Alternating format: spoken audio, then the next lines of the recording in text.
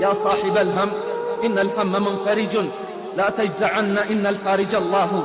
إذا بليت فثق بالله وارضى به، إن الذي يكشف البلوى هو الله.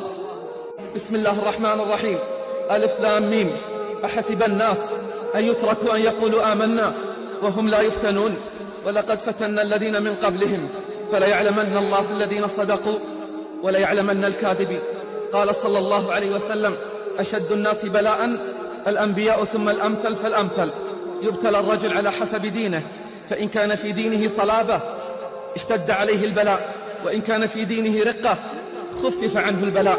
ولا يزال البلاء بالعبد حتى يتركه يمشي على الأرض ما عليه خطيئة. عباد الله، لا بد من الابتلاء، لا بد من الابتلاء لأهل الإيمان، ولا بد حينها من الصبر والثقة واليقين برب العالمين. لكن لماذا الابتلاء؟ قال أهل العلم لأمور عدة. أولها تطهير الصفوف، كما قال الله: ما كان الله ليذر المؤمنين على ما أنتم عليه حتى يميز الخبيث من الطيب. ومن حكم البلاء أيضا تربية المؤمنين، ففي الابتلاء نضج وتقوية للصفوف وصقل للمعادن، كما قال الله: وليمحص الله الذين آمنوا ويمحق الكافرين. وكما قال الله: وليبتلي الله ما في صدوركم وليمحص ما في قلوبكم والله عليم بذات الصدور. ومن حكم البلاء أيضا رفعة الدرجات ومضاعفة الحسنات وتكفير للسيئات، فيخرجون من الابتلاء كيوم ولدتهم أمهاتهم. فالذنوب عباد الله لازمة للبشر، فمن رحمته تعالى ابتلاهم وتعاهدهم بالبلاء من حين إلى حين لتتحاط عنهم خطاياهم بالصبر، كما قال صلى الله عليه وسلم: فما يبرح البلاء بالعبد حتى يتركه يمشي على الأرض وما عليه خطيئة. وإن كان الصبر ضرورة لأهل الإيمان، فهو أكثر وأشد ضرورة للرسل والأنبياء ومن سار على طريقهم من الأتباع الصادقين.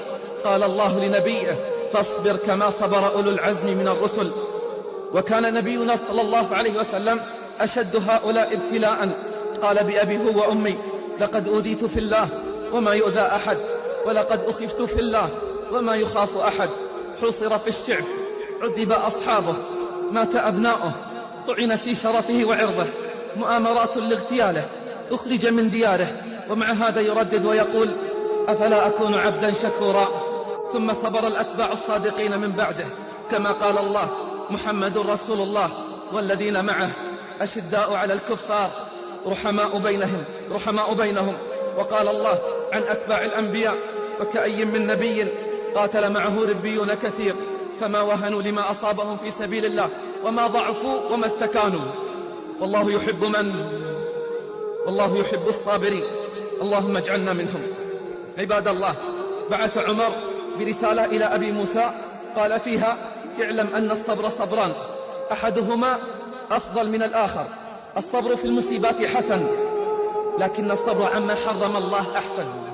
الصبر في المصيبات حسن، لكن الصبر عما حرم الله أحسن.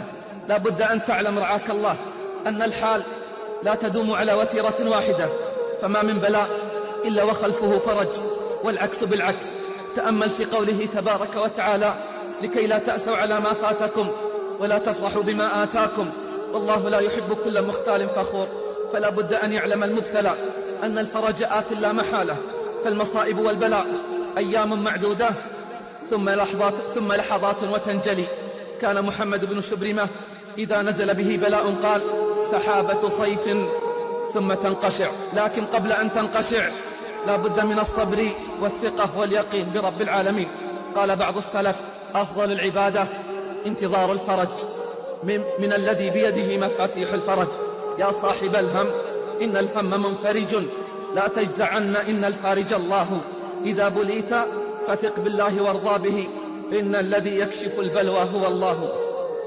وحتى تهون عليك المصيبة عبد الله، انظر إلى مصاب غيرك. آدم عانى المحن إلى أن خرج من الدنيا، أخرج من الجنة وتاه في الأرض، وقتل هابيل قابيل.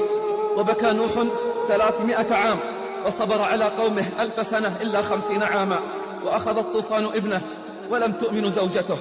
ثم ألقي في النار الخليل ووضع ابنه وزوجه في واد غير ذي زرع، ثم يأمره الله بذبحه، ثم هو يصبر ويحتسب. وبكى يعقوب حتى ذهب بصره، وقاس موسى من فرعون ومن بني إسرائيل ما قاس، وعيسى ابن مريم لا مأوى له إلا البراري والصحراء، ومحمد مطارد في الغار قاس الفقر وقتل أصحابه.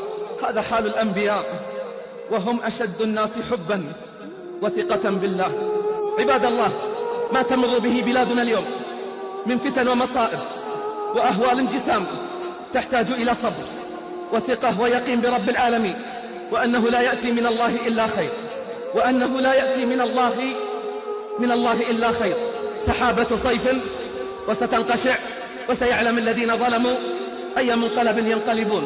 فردد وكرر وادع دائما: اللهم اجعلنا ممن إذا أنعمت عليه شكر، وإذا ابتليته صبر، وإذا أذنب استغفر.